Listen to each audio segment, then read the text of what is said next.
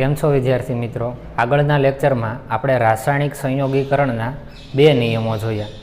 પહેલો નિયમ કયો હતો? દળ સંરક્ષણનો નિયમ, અને બીજો હતો નિશ્ચિત સંરચનાનો નિયમ. હવે તેમાં આગળ વધીએ. હવે જે ત્રીજો નિયમ આવશે એ આપણે જોઈએ ગુણક પ્રમાણનો નિયમ. જો ગુણક પ્રમાણનો નિયમ આપ્યો કોણે? જ્હોન ડાલ્ટને. તો એ નિયમ શું છે આપણે જોઈએ.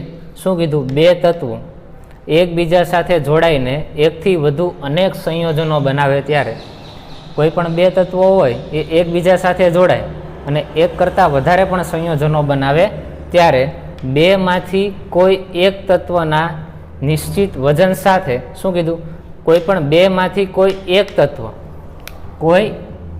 તત્વના નિશ્ચિત વજન સાથે સંયોજાતા બીજા તત્વનું જુદું જુદું વજન. એક તત્વનું વજન ફિક્સ હોય, જ્યારે બીજા તત્વનું વજન કેવું હોય? જુદું જુદું વજન.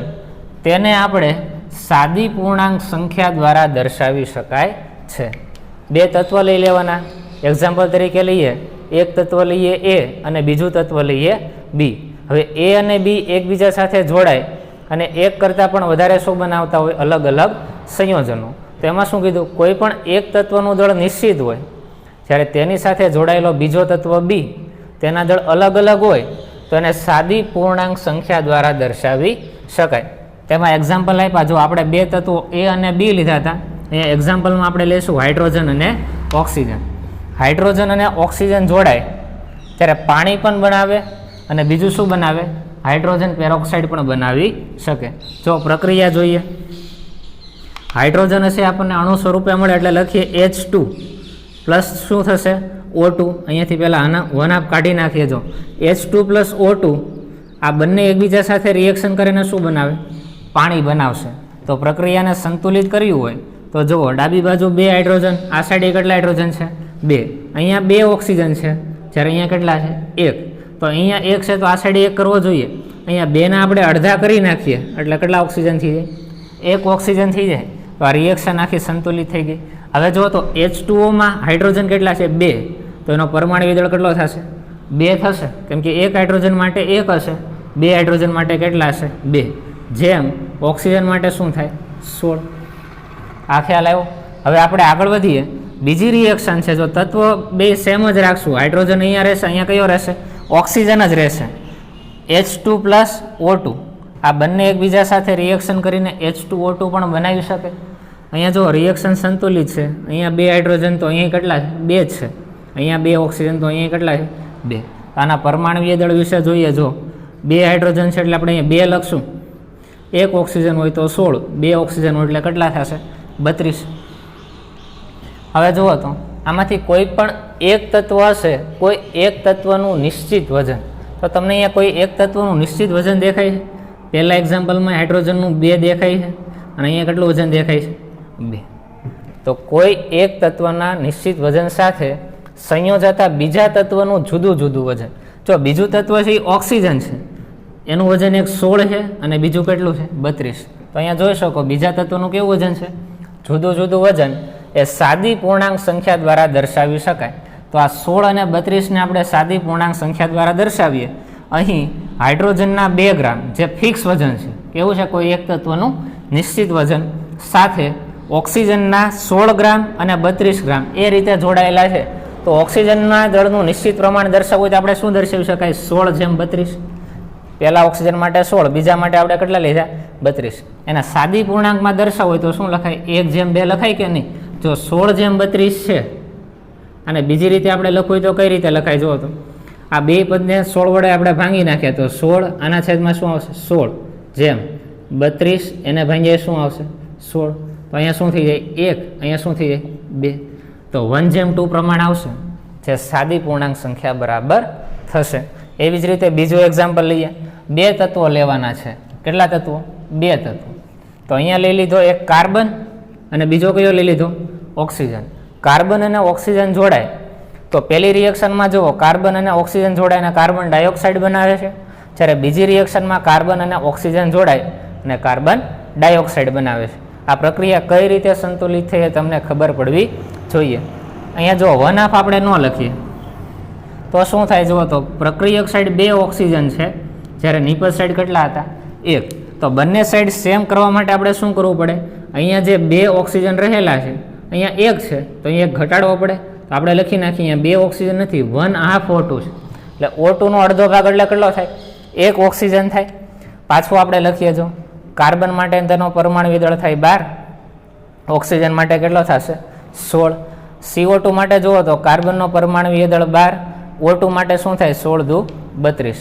તો પાછા આપણે આને કેવા લખીએ? સાદી પૂર્ણાંક સંખ્યામાં લખીએ 12/16. તો આને શું કરી શકાય? જો તો 4/4 સ્વરૂપમાં લખી શકાય. એવી જ રીતે 12/32 એને બીજા કયા સ્વરૂપમાં લખી શકાય? 4/8ના સ્વરૂપમાં તમે લખી શકો. આ કઈ રીતે એવું જુઓ તો 12/16 તમે કઈ રીતે લખી શકો? 12/16 એને આપણે શું લખી શકાય? 3/4 લખી શકો. આ 3/4 કઈ રીતે એવું જુઓ તો આના છેદમાં 4 કરો, આના છેદમાં 4 કરો, શું થાય? બંને જે પદ છે ને 4 વડે ભાંગી નાખો એટલે શું થાય? 4 તેરી 12 અને ચોકે ચોકે 16. એટલે અહીંયા પ્રમાણ આવશે 3/4. જ્યારે અહીંયા જો તો CO2 માટે શું થાય? કાર્બનનો પરમાણુ દળ 12, O2 નો કેટલો થશે? 32. તો 12/32 આને આપણે 3/8ના સ્વરૂપમાં પણ લખી શકાય. સામાન્ય સાદુરૂપ આપતા તમને આવડવું જોઈએ. શું લખાય? 3/8. હવે જો તો કોઈ પણ એક તત્વનું દળ તો નિશ્ચિત થઈ ગયું. કોનું દળ નિશ્ચિત થઈ ગયું? કાર્બનનું. ઓક્સિજનના અલગ અલગ દળ છે, એક 4 છે અને બીજું કયું છે? 8. તો આમ ઓક્સિજનના દળનું નિશ્ચિત પ્રમાણ કેટલું છે? 4/8, જેને આપણે સાદી પૂર્ણાંક સંખ્યા 2/4ના સ્વરૂપમાં દર્શાવી શકાય. ગુણક પ્રમાણના નિયમનું બીજું એક આપણે એક્ઝામ્પલ જોઈએ. જો કોઈ પણ 2 તત્વો લેશું, એક હશે કયો હશે? નાઇટ્રોજન, અને બીજો કયો લેશું? ઓક્સિજન. તો આ તમે 5 રિએક્શન જોશો તો 5 પ્રક્રિયામાં જે આ નિપજ મળે છે તેમાં માત્ર નાઇટ્રોજન અને ઓક્સિજનના પરમાણુઓ જ હશે. તો આ 2 તત્વો એકબીજા સાથે પ્રક્રિયા કરે અને આવા અલગ અલગ 5 પ્રકારના શું બનાવે છે? સંયોજનો બનાવે છે. પહેલી રિએક્શન જોઈએ જો N2 એ 1/O2 સાથે પ્રક્રિયા કરીને શું બનાવે? N2O બનાવે. એવી રીતે બીજી રિએક્શન 1/N2 એ 1/O2 સાથે પ્રક્રિયા કરી અને નાઇટ્રોજન મોનોક્સાઇડ બનાવે. એવી રીતે નીચેની બધી રિએક્શનો તમે જોઈ શકો છો. હવે જોઈએ જો N2Oમાં દળનો ગુણોત્તર પ્રમાણ જોઈએ. N2 એટલેનો નાઇટ્રોજન માટેનો પરમાણુ દળ કેટલો થાય? 14, પણ 2 છે એટલે આપણે કેટલા લેશું? 28. જ્યારે ઓક્સિજનનો કેટલો થશે? 16. એવી રીતે અહીંયા જો તો એક નાઇટ્રોજન છે એના માટે 14 લખશું, ઓક્સિજન માટે કેટલો થાય? 16. અહીંયા આપણે આગળના સહગુણકને ધ્યાનમાં લેતા નથી. જો N2 માટે શું થાય? 28. O3 માટે કેટલો થશે? 48 થશે. એવી જ રીતે અહીંયા N2 માટે 28, 4 ઓક્સિજન હોય તો એનો પરમાણુ દળ કેટલો થાય? 64 થાય. N2 હોય તો અહીંયા 28 અને 5 ઓક્સિજન હોય તો કેટલા થશે? 80. અહીંયા આગળ જે 2 છે અને અહીંયા જે 2 આપેલા છે એને આપણે ધ્યાનમાં લેતા નથી.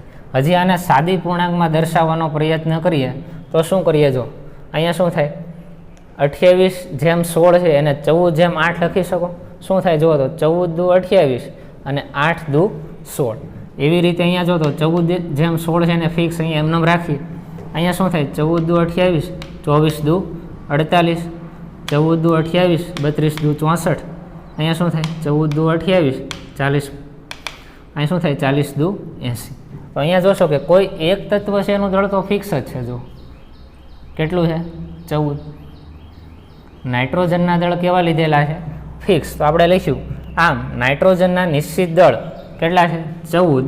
સાથે જોડાયેલા ઓક્સિજનના દળનો ગુણોત્તર. ઓક્સિજનના દળ જોઈએ તો શું થાય? 8/16/24/32/40. તો એની સિક્વન્સ આપણે લખી નાખી. હજી આને આપણે સાદા ગુણોત્તરમાં ફેરવવો હોય તો આ બધા જે વેલ્યુ તમને દેખાય છે 8/16/24/32/45 તેના ભાંગે આપણે 8 કરશું તો એની વેલ્યુનો આન્સર આવશે 1/2/3/4/5. તો આપણે કહી શકાય કે કોઈ એક નિશ્ચિત વજન ધરાવતું તત્વ જોઈએ ને, નિશ્ચિત વજન છે 14, એની સાથે જોડાયેલું અન્ય તત્વ તેના દળનો ગુણોત્તરને આપણે સાદા પૂર્ણાંક સંખ્યામાં દર્શાવી શકાય. જે કોનો નિયમ છે? ગુણક પ્રમાણનો નિયમ છે. ગુણક પ્રમાણના નિયમમાં એક યાદ રાખવાનું, માત્ર 2 તત્વો માટે લાગુ પડે છે.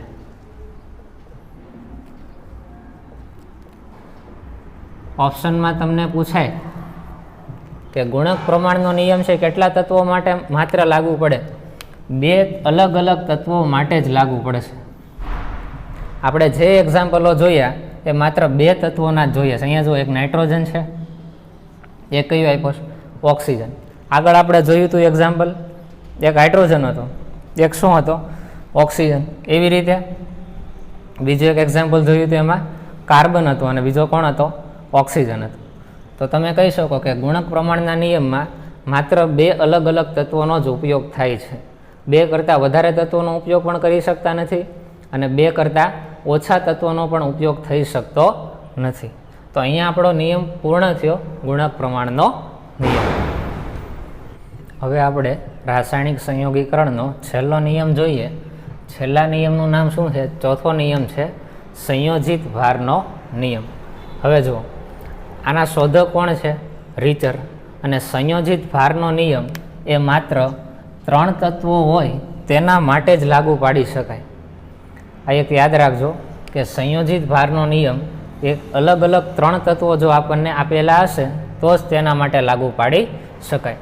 આ નિયમ છે થોડો કોમ્પ્લિકેટેડ જેવો લાગશે, પણ તેના એક્ઝામ્પલ જોશો એટલે તમને એક્ઝેક્ટ ક્લિયર ખબર પડશે. જો શું કીધું? 2 જુદા જુદા તત્વો એ અને બી. શું કીધું? 2 જુદા જુદા તત્વો લઈ લો, એ અને બી, એ કોઈ એક ચોક્કસ વજન ધરાવતા ત્રીજા તત્વ સાથે જોડાય. આપણે અહીંયા જોઈએ, જો 2 જુદા જુદા તત્વો લઈ લઈએ, એ અને બી, એ કોઈ ચોક્કસ વજન ધરાવતા ત્રીજા તત્વ સી સાથે જોડાય ને જે સંયોજનો બનાવે, જો એક એ અને બીજો બી, આ 2 જુદા જુદા તત્વો એ ચોક્કસ વજન ધરાવતા સી તત્વ સાથે જોડાય અને અલગ અલગ સંયોજનો બનાવશે. જો આ એ તત્વ છે એ સી સાથે જોડાઈને એસી પ્રકારનું સંયોજન બનાવશે, જ્યારે બી તત્વ એ સી સાથે જોડાય અને બીસી પ્રકારનું સંયોજન બનાવશે. જે સંયોજનો બનાવે તેનો ગુણોત્તર. તો શું કરવાનું? અહીંયા 2 સંયોજન બન્યા, એક એસી અને બીસી, તો આ બંનેનો આપણે શું લેશું? ગુણોત્તર લેશું. ગુણોત્તર એ 2 જુદા જુદા તત્વો એકબીજા સાથે જોડાય, આ બંનેનો ગુણોત્તર એ આ જે બીજા 2 જુદા જુદા તત્વો છે એ જ્યારે એકબીજા સાથે જોડાઈને જે સંયોજન બનાવે, જો અહીં કયું બનાવ્યું? એ બી. જુદા જુદા તત્વો એ અને બી એકબીજા સાથે જોડાય સંયોજન બનાવે, તેના ગુણોત્તરને સમાન, એટલે કે આ એ બીનો જે ગુણોત્તર હોય આને સમાન હોય. કોણ? એસી અને બીસીના ગુણોત્તર. અથવા તો શું કહી શકાય? અથવા સરળ ગુણાંકમાં હોય છે. કેવા ગુણાંકમાં હશે? સરળ ગુણાંકમાં હોય છે. આ જે નિયમ છે થોડોક ગૂંચવણ ઊભી કરશે, પણ એક્ઝામ્પલ ઉપરથી આપણને ક્લિયર થશે. જો આપણે અહીંયા એક એક્ઝામ્પલ લઈએ, 3 તત્વો લેશું. શા માટે? અલગ અલગ 3 તત્વો માટે લાગુ પડશે. એક લીધો હાઇડ્રોજન, બીજો લીધો કાર્બન, ત્રીજો લીધો ઓક્સિજન. અહીંયા 2 જુદા જુદા તત્વો લઈ લઈએ, કાર્બન અને ઓક્સિજન. તમારે આની સાથે સરખામણી કરવાની તો તમને આ ઇઝીલી આવડશે. આ 2 જુદા જુદા તત્વો એ કોઈ ચોક્કસ વજન ધરાવતા તત્વ સાથે અલગ અલગ પ્રકારના સંયોજનો બનાવે. જો કાર્બન છે તે હાઇડ્રોજન સાથે જોડાય અને CH4 પ્રકારનું સંયોજન બનાવે. એવી જ રીતે બીજું જે તત્વ છે ઓક્સિજન, તે હાઇડ્રોજન સાથે જોડાય અને H2O પ્રકારનું સંયોજન બનાવે. તો શું કીધું? જુદા જુદા તત્વો એ કોઈ ચોક્કસ વજન ધરાવતા ત્રીજા તત્વ સાથે જોડાય અને જે સંયોજન બનાવે તેનો ગુણોત્તર. આપણે તેનો ગુણોત્તર લઈએ. જો અહીંયા શું થશે? જો તો કાર્બન માટે આપણે શું લખશું? 12. અને એક હાઇડ્રોજન હોય તો 1 લખીએ, પણ 4 છે એટલે કેટલા લખશું? 4 લખાય. તો આને હજી પૂર્ણાંક સંખ્યામાં સાદી રીતે દર્શાવવું હોય તો શું દર્શાવાય? 3/1. શું કર્યું? આને પણ 4 વડે ભાંગી નાખ્યા, આને પણ 4 વડે ભાંગ્યા. 12/4 કરશો એટલે શું થાય? 4 તેરી 12 અને 4/4 એટલે 1. તો મિથેનનો સાદો ગુણોત્તર થઈ ગયો 3/1. અહીંયા આવો, જો H2O, 2 હાઇડ્રોજન છે એટલે 2 ઓક્સિજન માટે કેટલો લખશું? 16. એક કામ કરીએ, આ બંને પદને 2 વડે ભાંગી નાખીએ તો આને 2 વડે ભાંગશો એટલે 1 આવશે, આને 2 વડે ભાંગશો એટલે 8. તો પાણીનો સાદો ગુણોત્તર કેટલો થઈ ગયો? 1/8. તો જુઓ તો અહીંયા કાર્બનનું પ્રમાણ કેટલું છે? 3. અને હાઇડ્રોજનનું પ્રમાણ કેટલું છે? 1. એટલે જ્યારે કાર્બનનો ત્રીજો ભાગ લ્યો એટલે કે 3 લ્યો ત્યારે હાઇડ્રોજન કેટલા જોશે? 1 જોશે. હાઇડ્રોજન કેટલા જોશે અહીંયા? 1. એવી જ રીતે અહીંયા આવો જો ઓક્સિજનના 8 ઘટક એટલે કે અહીંયા 8 લઈએ ત્યારે હાઇડ્રોજન કેટલા જોશે? 1. તો આ રીતે આપણે ગુણોત્તર લીધો. પછી આપણે આગળ વધીએ જો 2 જુદા જુદા તત્વો એકબીજા સાથે જોડાય. આ કાર્બન અને ઓક્સિજન 2 જુદા જુદા તત્વો પણ એકબીજા સાથે જોડાય અને શું બનાવે? Carbon dioxide. તો આનો ગુણોત્તર લઈએ તો શું થાય? જો અહીંયા કાર્બન અને ઓક્સિજનનો જ્યારે 2 અલગ અલગ સંયોજનો બને ત્યારનો ગુણોત્તર કેટલો થાય? કાર્બન 3 મળે, ઓક્સિજન કેટલા મળે? 8. તો કાર્બન અને ઓક્સિજનનો ગુણોત્તર લેવો હોય તો આપણે લઈ શકાય. કેટલો થાય? 3:8 મળ્યો. આ 2 સંયોજનો પરથી અહીંયા કાર્બનનું પ્રમાણ 3 છે, અહીંયા ઓક્સિજનનું પ્રમાણ 8 છે. તો 3 કાર્બન અને 8 ઓક્સિજન. તો આ 2 અલગ અલગ તત્વોનો ગુણોત્તર આપણે જોઈએ શું થાય. જો કાર્બન માટે આપણે શું લખશું? 12 જેમ ઓક્સિજન માટે શું લખશું? 32. હવે શું કરશું? જો 12:32 આનો ભાગાકાર કરીએ જો શું થાય? 3 ચોક 12 અને 8 ચોક 32. 3:8 લખી શકાય. તો તમે જોઈ શકો કે આ નવા અલગ અલગ 2 અલગ અલગ તત્વો ભેગા થઈને સંયોજન બનાવે તેનો ગુણોત્તર પણ કેટલો મળ્યો? 3:8 જ મળ્યો. તો ખ્યાલ આવશે એક્ઝામ્પલ ઉપરથી. જો એવું હંમેશા ફિક્સ હોતું નથી કે આ 2 અલગ અલગ તત્વોના જે આ સંયોજનો છે તેનો ગુણોત્તર જ્યારે આ 2 અલગ અલગ તત્વોનું નવું જે સંયોજન બને તેના ગુણોત્તરને સમાન પણ હોય. ઘણી વખત શું થાય? એના સરળ ગુણાંકમાં પણ જોવા મળશે. એવું ફિક્સ ન હોય કે અહીંયા 3:8 આવ્યું તો આના માટે 3:8 જ આવે. પણ આની જે કિંમત હશે એના સાદી પૂર્ણાંકમાં જ અહીંયા શું આવતી હોય? કિંમત આવતી હશે. તો આ નિયમ થઈ ગયો સરળ સંયોજિત ભારનો નિયમ. આપણે સંયોજિત ભારના નિયમના એક્ઝામ્પલ જોઈએ. MCQ આપેલા છે, ક્વેશ્ચન છે શેમાં સંયોજિત ભારના નિયમનું પાલન થાય છે. 2 ક્વેશ્ચન છે. જો આ સાઈડનો આ પ્રથમ ક્વેશ્ચન થયો, આ સાઈડનો આ બીજો ક્વેશ્ચન થયો. 4માંથી કયો ઓપ્શન સાચો છે તે કહેવાનું છે. શેમાં સંયોજિત ભારના નિયમનું પાલન થાય છે? પહેલો પોઈન્ટ તો આપણે જોયો કે સંયોજિત ભારનો નિયમ છે એ 3 તત્વો હોય તો જ લાગુ પડી શકે. તો અહીંયા આપણે જોઈએ કે 3 તત્વો હોય એવા કયા કયા છે? પહેલો ઓપ્શન જોઈએ. જો અહીંયા કોણ છે? નાઇટ્રોજન. અહીંયા કોણ છે? નાઇટ્રોજન. બીજું તત્વ કયું છે? ઓક્સિજન. ત્રીજું તત્વ જુઓ તો આમાં એક પણ દેખાય નહીં. અહીંયા 3 જે સંયોજનો બન્યા છે એ માત્ર નાઇટ્રોજન અને ઓક્સિજનમાંથી જ બન્યા છે. તો આ 2 તત્વો માટે જ થયો. તો પહેલો ઓપ્શન તો ન આવે. બીજું જોઈએ. જો અહીંયા શું છે? સોડિયમ. બીજું કોણ છે?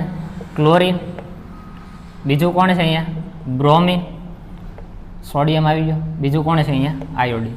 તો અહીંયા તમે જોશો કે અહીંયા તો 4 તત્વો થઈ ગયા. 4 તત્વો માટે પણ આ લાગુ પડતો નથી. અહીંયા જુઓ તો હાઇડ્રોજન. બીજો કયો છે? સલ્ફર. હાઇડ્રોજન આવી ગયો. અહીંયા કોણ આવશે? ઓક્સિજન. સલ્ફર અને ઓક્સિજન. તો આ સી ઓપ્શન તમે જોશો તો અહીંયા 3 તત્વો છે. નીચે આપણે જોઈએ. જો અહીંયા કોણ છે? Phosphorus, hydrogen, oxygen. અહીંયા 3 તત્વો છે. ફોસ્ફરસ, હાઇડ્રોજન, ફોસ્ફરસ આવી ગયો, ઓક્સિજન. અહીંયા પણ 3 તત્વો છે. એટલે પહેલા 2 ઓપ્શન તો આવવાના નથી. સી અને ડી એમાંથી એક આન્સર આપણો હશે. તો કયો આન્સર હશે આપણે જોઈએ.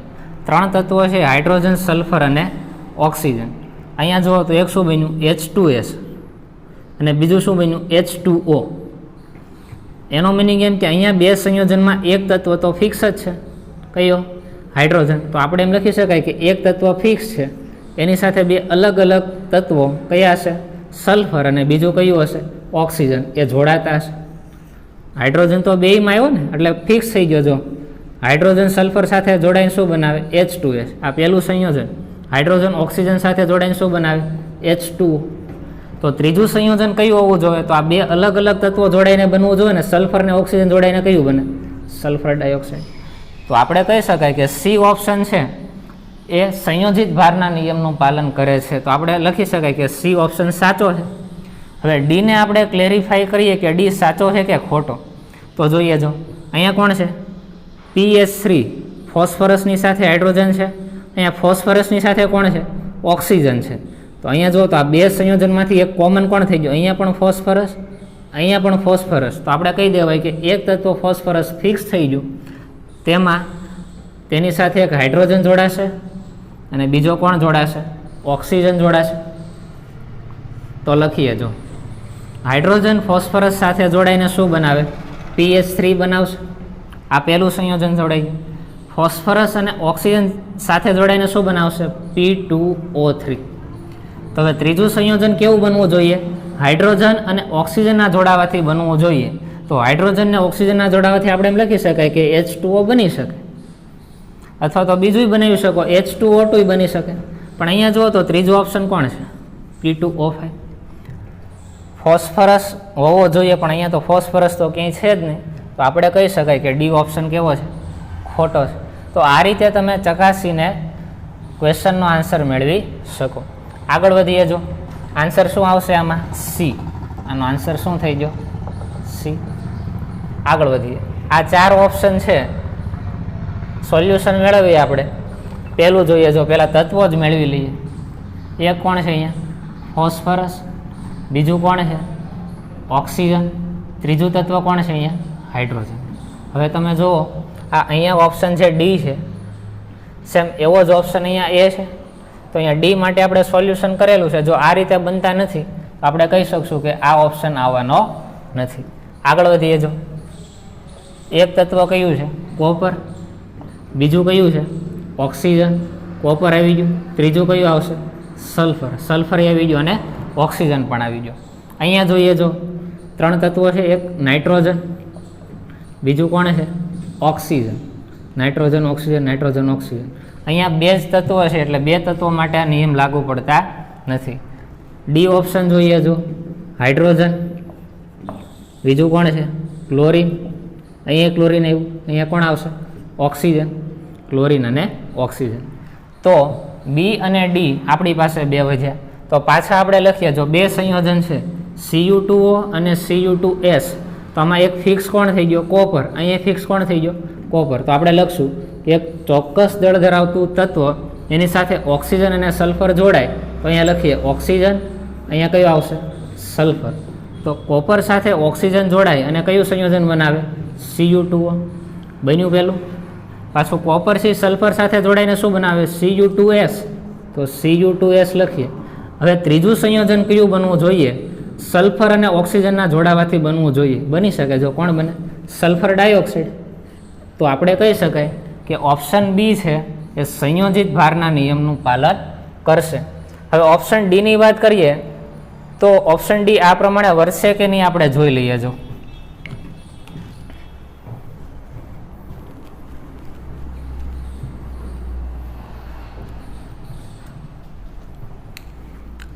HCl અને Cl2O કોમન કોણ આવ્યું, ક્લોરીન.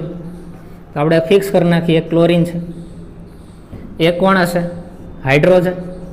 અને બીજો જુદો જુદો તત્વ કયો હશે, એમાંથી એક ઓક્સિજન. હવે જો હાઇડ્રોજન ક્લોરીન સાથે જોડાઈને શું બનાવે, એક સંયોજન HCl બન્યું. પાછો ક્લોરીન થી ઓક્સિજન સાથે જોડાઈને શું બનાવી શકે, Cl2O બની ગયું. તો આ 2 અલગ અલગ તત્વો એ ચોક્કસ વજન ધરાવતા તત્વો સાથે જોડાઈને અલગ અલગ સંયોજનો બનાવે. તો આ 2 અલગ અલગ તત્વો જોડાવા જોઈએ ને. તો હાઇડ્રોજન અને ઓક્સિજન જોડાઈને કંઈક નવો સંયોજન બનાવવો જોઈએ. શું બને અહીંયા જો, તો H2O બની શકે. પણ અહીંયા ત્રીજો ઓપ્શન જોશો તો ત્રીજા ઓપ્શન એવો કાંઈ નથી કે જેમાં હાઇડ્રોજન ને ઓક્સિજન આવતો હોય. અહીંયા જો ક્લોરીન આવી જાય, આ ઓપ્શન ન આવે. તો ઓપ્શન ડી પણ કેવો થયો, ખોટો. તો બીજા માટે આપણે આન્સર લખશું. આન્સર શું આવશે, બી. આમ આપણો સંયોજિત ભારનો નિયમ અહીંયા કમ્પ્લીટ થયો.